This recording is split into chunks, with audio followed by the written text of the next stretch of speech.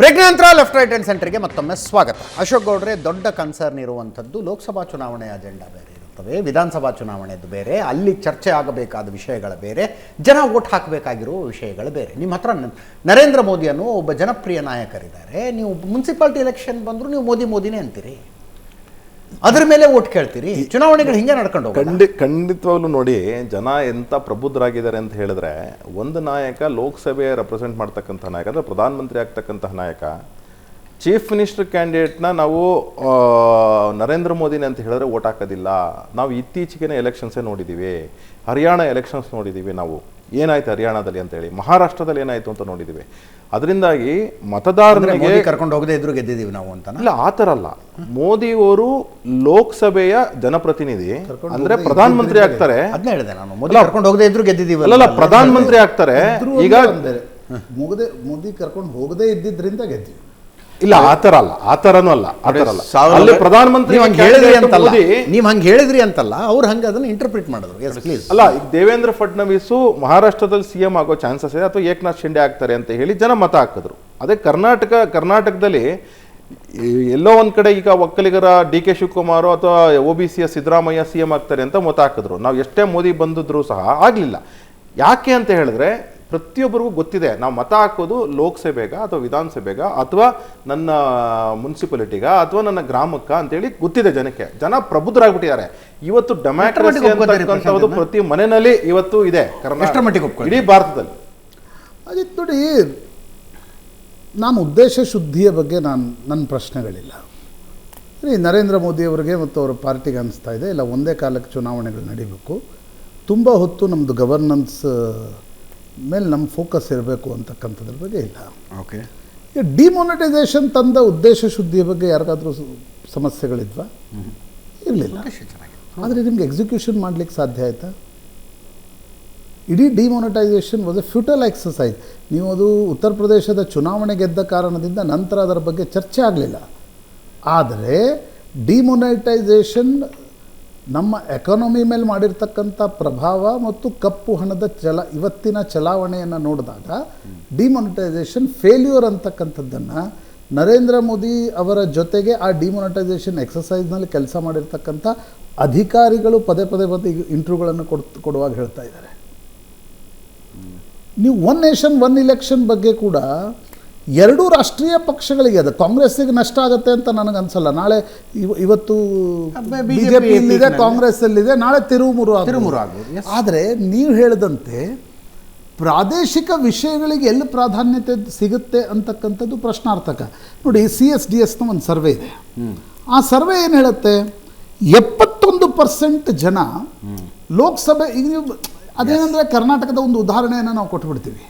2004 ಕರ್ನಾಟಕ ಮತದಾರ ಅಂದರೆ ಹಿಂದಿನಿಂದ ಒಡಿಸ್ಸಾದ ನರೇಂದ್ರ ಮೋದಿಯವರು ಒಡಿಸ್ಸಾದ ಮತದಾರನ ಒಂದು ಸೂಜ್ ಬಗ್ಗೆ ಮಾತನಾಡಿದರು. ಸರಿ, ನಾನು ಇಲ್ಲ ಅಂತ ಹೇಳಲ್ಲ. ಆದರೆ ಕಳೆದ 75 ಅಂದರೆ 52ರಿಂದ ನಡೆದಿರ್ತಕ್ಕಂಥ ಚುನಾವಣೆಗಳನ್ನು ನೋಡಿದಾಗ 71% ಆಫ್ ದ ಇಲೆಕ್ಟ್ರೇಟ್ ಲೋಕಸಭೆ ಮತ್ತು ವಿಧಾನಸಭೆ ಜೊತೆಗೆ ನಡೆದ್ರೆ ಲೋಕಸಭೆಗೆ ಯಾರು ಓಟ್ ಹಾಕ್ತಾರೋ ಅವ್ರಿಗೆ ವಿಧಾನಸಭೆಗೆ ಹಾಕ್ತಾರೆ. 62ರಿಂದ 63% ಮತದಾರ 6 ತಿಂಗಳ ಒಳಗಡೆ ಚುನಾವಣೆ ನಡೆದರೆ ಲೋಕಸಭೆಗೆ ಯಾರಿಗೆ ಹಾಕಿರ್ತಾರೋ ವಿಧಾನಸಭೆಗೆ ಅವ್ರಿಗೆ ರಿಪೀಟ್ ಮಾಡ್ತಾರೆ. 1 ವರ್ಷದ ಅವಧಿಯವರೆಗೆ ಚುನಾವಣೆ ನಡೆದರೆ 52ರಿಂದ 54% ಮತದಾರ ಲೋಕಸಭೆಯ ಪ್ಯಾಟರ್ನನ್ನೇ ಫಾಲೋ ಮಾಡ್ತಾನೆ. ಅಂದರೆ 122 ಜನ ಮನಸ್ಸು ಬದಲಾಯಿಸ್ತಾರೆ 1 ವರ್ಷದ ನಂತರ ಚುನಾವಣೆ ನಡೆದರೆ. 122 ಜನ ಆಗಲೇ ನಡೆದ್ರೆ ನಿಮಗೆ 71ರಿಂದ 72% ಜನ ಸೇಮ್ ಪ್ಯಾಟರ್ನ್ ವೋಟ್ ಮಾಡ್ತಾರೆ. ಒಂದು. ಎರಡನೇದು ಅಜಿತ್, ನನಗನ್ಸುತ್ತೆ, ಈಗ ನೀವು ಕರ್ನಾಟಕದಲ್ಲೇ ವಿಧಾನಸಭೆ ಮತ್ತು ಲೋಕಸಭೆಯ ಪ್ಯಾಟರ್ನನ್ನು ನೋಡಿ. ಲೋಕಸಭೆಯಲ್ಲಿ ಏನು ಕಂಡು ಬಂತು? ನಾವೇ ನೋಡಿದ್ವಿ. ಕರ್ನಾಟಕದ BJPಯ ಕೆಲವು ಕ್ಯಾಂಡಿಡೇಟ್ಸ್ಗಳು ಕೆಲಸ ಮಾಡದೆ ಕೂಡ ಅರಸ್ ಬಂದರು. ಯಾಕೆ ಬಂದರು? ಮೋದಿ ಎಲ್ಲೆಲ್ಲಿ ಬಂದರು. ನಾಳೆ ವಿಧಾನಸಭಾ ಚುನಾವಣೆಗಳು ನಡೆದಾಗ ಕರ್ನಾಟಕದ ಯಾವುದೋ ಒಂದು ಪ್ರಾದೇಶಿಕ ವಿಷಯ ಇರುತ್ತೆ. ಸ್ಪೆಷಲಿ ಉತ್ತರ ಭಾರತದ ಮತದಾರ ಆ ಪ್ಯಾಟರ್ನನ್ನು ಗಮನಿಸ್ತಾ ಇಲ್ಲ. ದಕ್ಷಿಣ ಭಾರತದ ಮತದಾರ ಆ ಮಟ್ಟಕ್ಕೆ ಈಗ ಮಹಾರಾಷ್ಟ್ರ, ಕರ್ನಾಟಕ, ತಮಿಳುನಾಡು, ಆಂಧ್ರ, ತೆಲಂಗಾಣ, ಕೇರಳ ಬಿಟ್ಬಿಡಿ, ಅದೊಂದು ಪ್ಯಾಟರ್ನೇ ಬೇರೆ. ಯಾರಿಗೆ ಯಾವಾಗ ಎಲ್ಲೆಲ್ಲಿ ತಪ್ಪರಾಕಿ ಕೊಡ್ತಾರೆ. ಆದರೆ ಉತ್ತರ ಭಾರತದ ಮತದಾರ ಆ ರೀತಿಯಾಗಿ ಯೋಚನೆ ಮಾಡಿಲ್ಲ. ಹಾಗಿರುವಾಗ ನೀವು ಲೋಕಸಭೆ ಮತ್ತು ವಿಧಾನಸಭೆಗಳನ್ನು ಒಟ್ಟಿಗೆ ನಡೆಸಿದರೆ ನಾಳೆ ನಮ್ಮ ದಕ್ಷಿಣ ಭಾರತದ, ಈಗ ನನಗನ್ಸೋದು ಒಬ್ಬ ದಕ್ಷಿಣ ಭಾರತೀಯನಾಗಿ ಒಬ್ಬ ಕನ್ನಡಿಗನಾಗಿ ನಮ್ಮ ವಿಷಯಗಳು ಎಲ್ಲಿ ಪ್ರಸ್ತಾಪ ಆಗಬೇಕು ಅಂತಕ್ಕಂಥ ಸಂದರ್ಭದಲ್ಲಿ ನಾಳೆ Priyanka Gandhi popular prime minister ಆಗ್ಬೋದಪ್ಪ, ಯಾರು ಗೊತ್ತು. ಹೌದು, ಇವತ್ತು ನರೇಂದ್ರ ಮೋದಿ ಪಾಪ್ಯುಲರ್ ಇದ್ದಾರೆ, ನಾಳೆ Yogi Adityanath popular prime minister ಆಗ್ಬೋದು. ನೀವು ಲೋಕಸಭೆಯ ಪ್ಯಾಟರ್ನನ್ನೇ ವಿಧಾನಸಭೆಗೆ ತೆಗೆದುಕೊಂಡು ಬಿಟ್ರೆ, ನಾಳೆ ಜಿಲ್ಲಾ ಪಂಚಾಯತ್ ತೆಗೆದುಕೊಂಡು ಬಂದುಬಿಟ್ರೆ. ಕಳೆದ 67 ವರ್ಷಗಳಿಂದ ತಮಿಳುನಾಡಲ್ಲಿ ರಾಷ್ಟ್ರೀಯ ಪಕ್ಷಗಳ ಪ್ರಸ್ತುತನೇ ಇಲ್ಲ, ಅಸ್ತಿತ್ವನೇ ಇಲ್ಲ. ಅಲ್ಲಿ DMK, ADMK, ADMK, DMK alternate by rotation system, ಪ್ರಾದೇಶಿಕ ಪಕ್ಷಗಳೇ ಅಲ್ಲಿ ತಮ್ಮ ಸಾರ್ವಭೌಮತ್ವವನ್ನು ಮೆರಿತಾ ಬಂದಿದೆ. ಆದರೆ ಹಂಗಂದು ಮಾತ್ರಕ್ಕೆ ರಾಷ್ಟ್ರೀಯ ಚುನಾವಣೆ ಬೇರೆ, ಪ್ರಾದೇಶಿಕ ಚುನಾವಣೆ ಬೇರೆ, ಆ ವಿವೇಚನೆ ನಿರಂತರವಾಗಿ ಪ್ರದರ್ಶನ ಮಾಡ್ತಾ ಬಂದರೆ ತಮಿಳುನಾಡಿನ ಜನ ಯಾರನ್ನ ಗೆಲ್ಲಿಸ್ಬೇಕು ಅಂತ. ರಾಷ್ಟ್ರೀಯ ಪಕ್ಷಗಳಿಗೆ ಅಸ್ತಿತ್ವ ಅವರು ಅವಕಾಶವೇ ಕೊಟ್ಟಿಲ್ಲ ಇಲ್ಲಿ ತನಕ. ದೇವೇಗೌಡರು ಪ್ರಧಾನಮಂತ್ರಿ ಆದಾಗ ಅಲ್ಲಿ ತೃಣಮೂಲ ಕಾಂಗ್ರೆಸ್ ಅನ್ನೋದು ಹುಟ್ಕೊಂಡಿತ್ತು. ಪಿ ಚಿದಂಬರಂ ತೃಣಮೂಲ ಕಾಂಗ್ರೆಸ್ ಅಂತ ಗೆದ್ಬಿಟ್ಟು ಮೂಪ್ನಾರ್ ಕಾಂಗ್ರೆಸ್ ಅಂತ ಇದಕ್ಕೆ ಗೆದ್ಬಿಟ್ಟು ದೇವೇಗೌಡರ ಸರ್ಕಾರದಲ್ಲಿ ಹಣಕಾಸು ಸಚಿವರಾಗ್ಬಿಟ್ಟು ಮ್ಯಾಜಿಕ್ ಬಜೆಟ್ ಮಾಡಿಸಿದ್ರು. ಆದರೆ ಇವತ್ತು ಕೂಡ ರಾಷ್ಟ್ರ ರಾಜಕಾರಣದಲ್ಲಿ ನಿರಂತರವಾಗಿ ಕಿಂಗ್ ಮೇಕರ್ಸ್ ತಮಿಳುನಾಡಿನವರು. ಗ್ರಾಮಕ ಪಕ್ಷ ಕರುಣಾನಿಧಿ ಅಥವಾ ಜಯಲಲಿತಾ ಯಾವಾಗಲೂ ಕಿಂಗ್ ಮೇಕರ್ ಆಗಿರ್ತಾ ಇದ್ರು.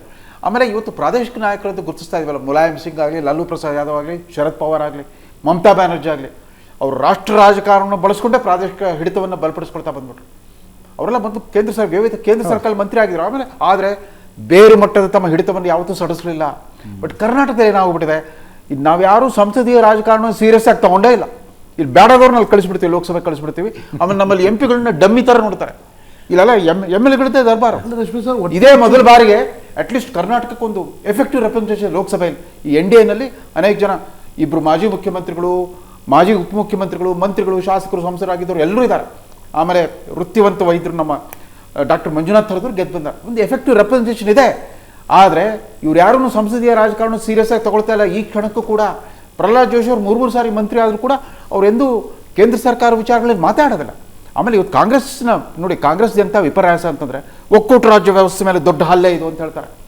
ಇಂದಿರಾ ಗಾಂಧಿ ಆಗಲಿ, ರಾಜೀವ್ ಗಾಂಧಿ ಆಗಲಿ, ಅವ್ರ ಭಾಷಣ, ಇಂದಿರಾ ಗಾಂಧಿ ಅವರು ಕಟ್ಟ ಕಡೆ ಭಾಷಣ ಸಾಯೋ ಹಿಂದಿನ ದಿವಸ ಏಕತಾ ಅವರ ಅಖಂಡತೆ, ಯೂನಿಟಿ ಆ್ಯಂಡ್ ಇಂಟಿಗ್ರಿಟಿ, ಅದನ್ನೇ ಇವರು ಕೂಡ ಯಾವಾಗಲೂ ಮಾತಾಡ್ತಾ ಇದ್ರು ರಾಜೀವ್ ಗಾಂಧಿ ಅವರು. ಇವತ್ತು ಕರ್ನಾಟಕದಲ್ಲಿರೋ ಕಾಂಗ್ರೆಸ್ ಸರ್ಕಾರ ನಮಗೆ ರಾಷ್ಟ್ರೀಯ ಶಿಕ್ಷಣ ನೀತಿ ಬೇಡ ಅಂತ ಧಿಕ್ಕರಿಸ್ತಾರೆ. ಅದು ಒಕ್ಕೂಟ ರಾಜ್ಯ ವ್ಯವಸ್ಥೆಗೆ ಮಾರಕ ಅಲ್ವಾ? ನಾಳೆ ನೀವು ನಮ್ಮ ವಿದೇಶಾಂಗ ನೀತಿ ಬೇಡ, ರಕ್ಷಣಾ ನೀತಿ ಬೇಡ, ಅದು ಬೇಡ, ಇದು ಬೇಡ ಅಂತೀರಾ. ನಿಮ್ಮ ಕರೆನ್ಸಿನೇ ಬೇಡ. ಕರ್ನಾಟಕ ಪ್ರತ್ಯೇಕ ಬಾವುಟ ಮಾಡ್ಲಿಕ್ಕೆ ಹೊರಟಿದ್ರು ಅವರು 2018 ಪೂರ್ವದಲ್ಲಿ, ಆ ಚುನಾವಣಾ ಪೂರ್ವದಲ್ಲಿ. ಅವರ ಅನುಪಸ್ಥಿತಿಯಲ್ಲಿ ಅಷ್ಟೆಲ್ಲ ಆರೋಪಗಳನ್ನು ಮಾಡೋದು ಇಲ್ಲ, ಹಾಗಲ್ಲ. ಅವರ ಅನುಪಸ್ಥಿತಿಯಲ್ಲಿ ಮಾಡಿದ್ ನಿಜ. ಇಲ್ಲಿ ಮಾಡಕ್ ಹೊರಟಿದ್ರಲ್ಲ, ಒಂದು ಸಮಿತಿ ಮಾಡಿದ್ರ ಅದಕ್ಕೆ ಧ್ವಜದ್ದಾಯ್ತು. ಮತ್ತೊಂದ್ ಕಡೆ ನೀವು ಉತ್ತರ ಭಾರತದ ನೀವು ಜಮ್ಮು ಅಂಡ್ ಕಾಶ್ಮೀರದ ಬಗ್ಗೆ ಇದು ದೋ ನಿಶಾನ್, ದೋ ಸಂವಿಧಾನ್ ಬೇಡ ಅಂತ ಹೇಳ್ತಿರ, ಅಲ್ಲಿ ಹೇಳ್ತಾ ಇದ್ರು. ಅಂದ್ರೆ ಒಂದ್ ಕಡೆ ಯೂನಿಟಿ ಅಂಡ್ ಅಖಂಡತೆ ಅನ್ನೋ ಭಾವನೆ ಹೊರಟೋಗ್ಬಿಡುತ್ತೆ. ನಾವು ಸಂಸದೀಯ ರಾಜಕಾರಣವನ್ನು ಸ್ವಲ್ಪ ಸೀರಿಯಸ್ ಆಗಿ ತಗೋಬೇಕಂದ್ರೆ ಒಟ್ಟಿಗೆ ನಡಿಬೇಕು. ಬರ್ತಾ ಆ ಭಾವನೆನೇ ಹೋಗ್ತಾ ಇದೆ ನೋಡಿ. ಕರ್ನಾಟಕ ಪ್ರದೇಶ ಕಾಂಗ್ರೆಸ್ ಅಂತೂ ಈ 2023 ಗೆದ್ದಾಗಿಂತ ಕರ್ನಾಟಕ ಕಾಂಗ್ರೆಸ್ ಪಕ್ಷ ಒಂದು ಪ್ರಾದೇಶಿಕ ಪಕ್ಷ ಥರ ನಡೆಸ್ಕೊಂಡು ಹೊಟ್ಬಿಟ್ಟಿದ್ದಾರೆ ಅವ್ರ ವ್ಯವಹಾರ. ಅವ್ರೇನು ಹೈಕಮಾಂಡ್ ಡೈರೆಕ್ಷನ್ ಕಾಯ್ತಾನೆ ಇಲ್ಲ. ತಮಗೆ ಏನು ಅನ್ಸುತ್ತೋ ಅದು ಮಾಡ್ತೀವಿ. ಈಗ ಉತ್ತರ ಭಾರತದ ಈ ಬಿಲ್ನ ನಂತರ ನಿಮ್ಗೆ ಉತ್ತರ ಪ್ರದೇಶ್, ಬಿಹಾರ್, ಮಧ್ಯಪ್ರದೇಶ್, ರಾಜಸ್ಥಾನ್ ಈ ಸೀಟ್ಗಳು ಜಾಸ್ತಿ ಆಗ್ತವೆ. ಹೌದು, ಗಣನೀಯ ಪ್ರಮಾಣದಲ್ಲಿ ಜಾಸ್ತಿ. ನನ್ನ ಪ್ರಶ್ನೆ ಅಂದರೆ ಅಶೋಕ್ ಗೌಡ್ರು ಇದಕ್ಕೆ ಉತ್ತರ ಕೊಡಬೇಕು. ಉತ್ತರ ಭಾರತದಲ್ಲಿ ನೀವು ಸ್ಟ್ರಾಂಗ್ ಇದ್ದೀರಿ ಬಿಜೆಪಿಯವರು. ನಾಳೆ ನೀವು 1 ನೇಷನ್ 1 ಇಲೆಕ್ಷನ್ ಮೇಲೆ ನೀವು ಆ ಇಲೆಕ್ಷನ್ಸ್ಗಳನ್ನು ತೆಗೆದುಕೊಂಡು ಬಂದರೆ ಅಂದ್ರೆ ಲೋಕಸಭೆ ಅಲ್ಲ, ನಮ್ಮ ಕರ್ನಾಟಕ, ತಮಿಳುನಾಡು, ಆಂಧ್ರ ಪ್ರದೇಶ್, ಕೇರಳ ನಿಮಗೆ ಬೇಕಾಗೇ ಇಲ್ಲ. ಬೇಕಾಗಿಲ್ಲ. ಹೌದು, ನೀವು ಜನತೆ ಆಧಾರದ ಮೇಲೆ ನೋಡೋದಾದ್ರೆ ಆಗ ಕ್ಷೇತ್ರ ಇಲ್ಲ, ನಾಟ್ ನೆಸೆಸರಿಲಿ. 1976 ನವೆಂಬರ್ 1, ನವೆಂಬರ್ 2 ಆದಂತಹ amendment of 42nd and 43rd ಏನು ಹೇಳುತ್ತೆ ಅಂದರೆ, 42nd ಅಮೆಂಡ್ಮೆಂಟಲ್ಲಿ 2026ಗೆ ನೀವು ಜಾಸ್ತಿ ಸೀಟ್ಸ್ ಮಾಡಿ ಅಂತ ಹೇಳಿದ್ರು. ಪುನರ್ವಿಂಗಡಣೆ ನೀವು 25 ವರ್ಷ ಆದ್ಮೇಲೆ ಮಾಡ್ಕೊಳ್ಳಿ ಅಂದ್ರು. ಅದಾದ್ಮೇಲೆ ಆಯ್ತು 2008ರಲ್ಲಿ. 2026ಕ್ಕೆ 2008ರಲ್ಲಿ ಬರೀ ನಂಬರ್ ಆಫ್ ಸೀಟ್ಸ್ ಜಾಸ್ತಿ ಮಾಡಿ ಅಂತ ಹೇಳಿದ್ದಾರೆ. ಆದ್ರೆ ಜನ ರೆಪ್ರೆಸೆಂಟೇಟಿವ್ ಮೇಲೆ ಮಾತ್ರ ಅಂತ ಅಂದ್ಬಿಟ್ಟು ಹೇಳಿಲ್ಲ. ಅದಕ್ಕೆ ಇವತ್ತು ಚರ್ಚೆ ಏನಾಗ್ತಿದೆ ಅಂದ್ರೆ ಕ್ಷೇತ್ರ ಮರು ವಿಂಗಡಣೆ ಆಗಿತ್ತು, ಸಂಖ್ಯೆ ಅಟಲ್ ಬಿಹಾರಿ ವಾಜಪೇಯಿ ಅಮೆಂಡ್ಮೆಂಟ್ ಇಡಬೇಕು ಅಂತಿತ್ತು. ಸೊ ನನ್ನ ಪ್ರಶ್ನೆ ನಾವು 28 ಇದ್ದವ್ರು 32 ಆಗ್ತೀವಿ ಅಂತ. ಇಲ್ಲ, ನಾಟ್ ನೆಸೆಸರಿ. ಉತ್ತರ ಪ್ರದೇಶ ಎಷ್ಟು ಜಾಸ್ತಿ ಆಗುತ್ತೆ? ಇಲ್ಲ, ಹಂಗಲ್ಲ ನೋಡಿ. ಅದಕ್ಕೆ ಇನ್ನು ಚರ್ಚೆ ನಡೀತಿದೆ.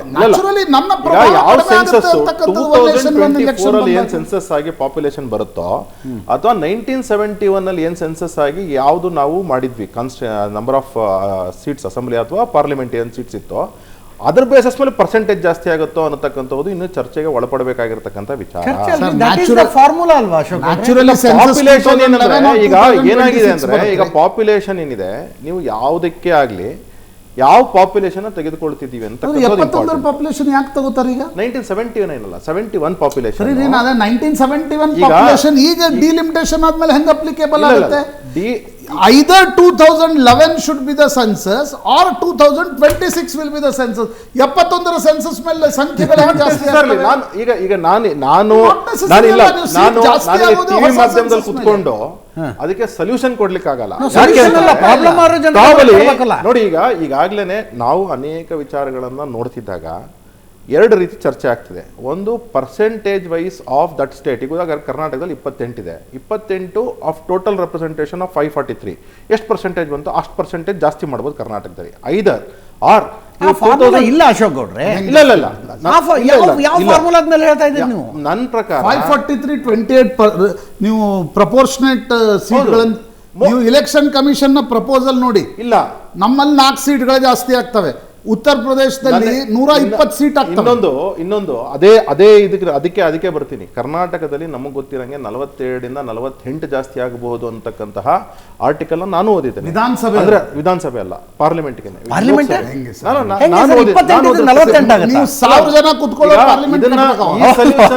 ಈ ಆರ್ಗ್ಯುಮೆಂಟ್ ಏನಿದೆ, 850 ಜನ ವ್ಯವಸ್ಥೆ ಮಾಡಿದ್ದಾರೆ. ಈಗ ಈ ಆರ್ಗ್ಯುಮೆಂಟ್ ಏನಿದೆ ಇವತ್ತಿಗೆ ಅದು ಸ್ವಲ್ಪ ಪ್ರಿಮೆಚೂರ್ಡ್ ಆಗಿದೆ, ಆಯ್ತಾ? ಇನ್ನು ಮುಂದಿನ ದಿನಗಳಲ್ಲಿ ಅದಕ್ಕೆ ಸರಿಯಾದ ಉತ್ತರ ಸೆನ್ಸಸ್ ಆದ್ಮೇಲೆ ಆಚೆ ಬರ್ಬೋದು. ಆರ್ಗ್ಯುಮೆಂಟ್ ಪ್ರೀಮ್ಯಾಚೂರ್ಡ್ ಹೌದು ಅಲ್ವೋ? ಅದಲ್ಲ, ಆತಂಕ ಮ್ಯಾಚೂರ್ಡ್. ಬಿಲ್ ಟೇಬಲ್ ಆತಂಕ ಮ್ಯಾಚೂರ್ಡ್ ರೀ, 100% ಆತಂಕ ಮ್ಯಾಚೂರ್ಡ್. ಯಾಕೆಂದ್ರೆ ಕರ್ನಾಟಕಕ್ಕೆ 28 32 ಆಗಿ ಯುಪಿಗೆ 80 120 ಆದ್ರೆ ಖಂಡಿತವಾಗ್ಲೂ ನಮಗೂ ಆತಂಕ ಆಗುತ್ತೆ. ಯಾಕೆ ಅಂತಾರೆ ಈಕ್ವಲ್ ರೆಪ್ರೆಸೆಂಟೇಷನ್ ಅದರಿಂದಾಗಿ ಆತಂಕಕ್ಕೆ ತುಂಬಾ ಜನ ಅವ್ರವ್ರದ್ದು ವಿಶ್ಲೇಷಣೆ ಕೊಡ್ತಿದ್ದಾರೆ. ನಾವು 2026 ಬಿಲ್ ಏನು ಓದಿದ್ದೀವಿ, 42nd ಅಮೆಂಡ್ಮೆಂಟ್ ಅಲ್ಲಿ 2026ಕ್ಕೆ ನೀವು ಕ್ಷೇತ್ರಗಳನ್ನು ಜಾಸ್ತಿ ಮಾಡಿ ಯಾವ ರೀತಿ ಜಾಸ್ತಿ ಮಾಡ್ತೀರಾ ಅನ್ನೋದನ್ನು ಸಹ ನೀವು ಆವತ್ತಿಗೆ ಚರ್ಚೆ ಮಾಡಿ ಅಂತ ಅಂದ್ಬಿಟ್ಟು ಹೇಳಿದ್ದಾರೆ. ಅದನ್ನ ಬಿಲ್ನಲ್ಲಿ ಇದೆ.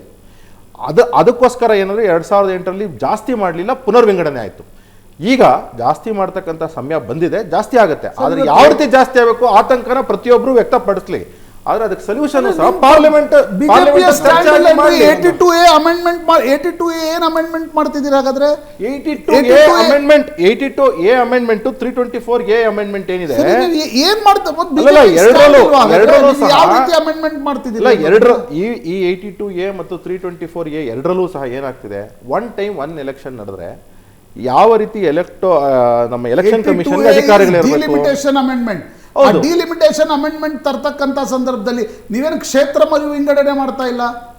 As a Kannadiga I want to know, ನೀವು ಎಷ್ಟು ಸೀಟನ್ನು ನಮ್ದು ಜಾಸ್ತಿ ಮಾಡ್ತಿದ್ದೀರಿ, ಎಷ್ಟು ಉತ್ತರ ಪ್ರದೇಶ ಸೀಟ್ ಜಾಸ್ತಿ ಮಾಡ್ತಿದ್ದೀರಿ.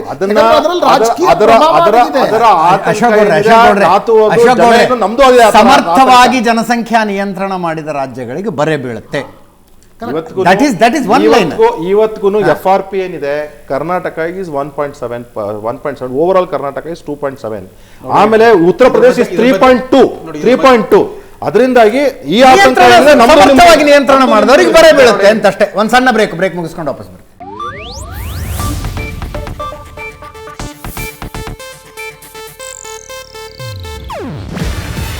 ಇದು ಏಷ್ಯಾನೆಟ್ ನ್ಯೂಸ್ ನೆಟ್ವರ್ಕ್ ಪ್ರಸ್ತುತಿ. ನೀವು ನೋಡ್ತಿದ್ದೀರಾ ಏಷ್ಯಾನೆಟ್ ಸುವರ್ಣ ನ್ಯೂಸ್.